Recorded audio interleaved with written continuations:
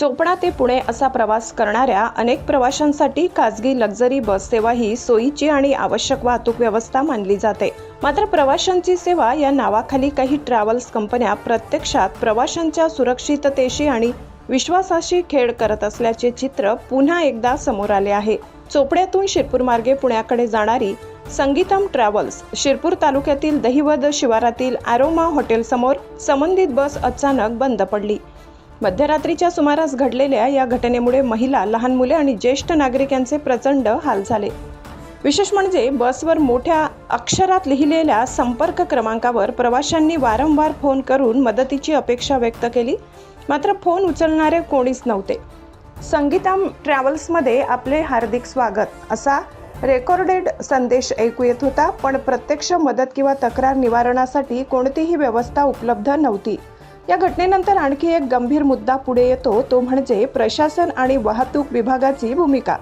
चोपडा ते पुणे मार्गावर धावणाऱ्या अनेक लक्झरी बसांची नियमित तपासणी होते का?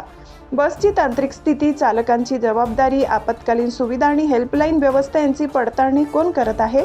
केवळ आर्थिक व्यवहार किंवा तथाकथित हप्ते यांच्याकडे लक्ष देऊन जनतेच्या सुरक्षेकडे दुर्लक्ष होत असेल तर ते अत्यंत धोकादायक आहे। पोलीस आणि वाहतूक शाखेने या घटनेची गंभीर दखल घेणे गरजेचे आहे।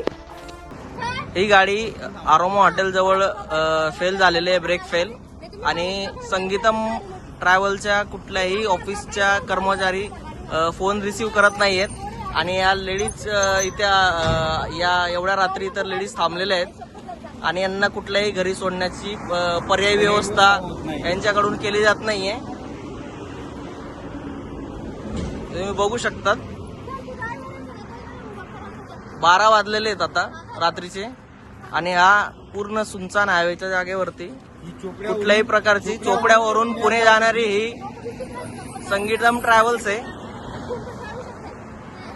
आणि या ड्रायव्हर लोकांनी वरती हात केलेत आणि कुठल्याही प्रकारच्या मालकाने कुठल्याही प्रकारच्या ऑफिसवाल्यांनी सगळ्यांनी वरती हात केले। आम्ही ताई बोला याच्यामध्ये तुम्ही। दादा डायरेक्ट मला काही माहित नाही, माझे 7-8 हजार रुपये खर्च झालेले आहेत, माझे पैसे देऊन टाकायचे आणि मला घरपोच सोडायला पाहिजे। तेव्हा 1 रुपये कमी करत नाहीये।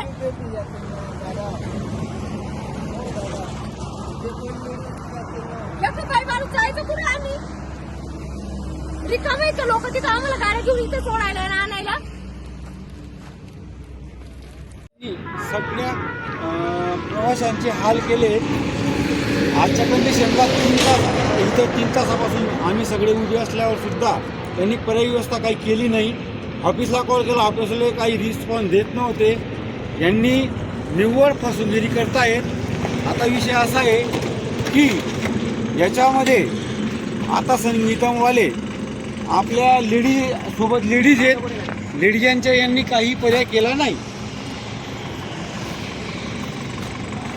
यांच्यावर कारवाई करण्यात यावी। ताई तुमचं काय म्हणणं आहे? बोला दादा, मी आता खेड्यावरची माहेरीला म्हणजे इकडे पुण्याला जाणार होती मी। आता 3 तासापासून जेव्हा आम्हाला गाडी सोडायला तेव्हाच सांगायला होतं ना यांनी की गाडी चालू होणार नाही। मी शिरपूरला 2 तास बसली, त्यांना इथं सोडायला लावलं त्यांनी। इथं त्यांनी सामान वगैरे सर्व ठेवून घेतला आणि आता सर्वजण गेले आणि मी एक मुलगा आणि मी एकटी गेली आणि माझं माहेर खूप लांब आहे, 30-35 किलोमीटर इथून। आता हे आमची भरपाई पण तयार नाही, घरपोच सोडायला पण तयार नाही। इथे थांबायचं किती वेळ आम्ही? सबस्क्राइब करा, बेल आयकॉनचे बटन दाबा, सोबत शेअर करायला विसरू नका।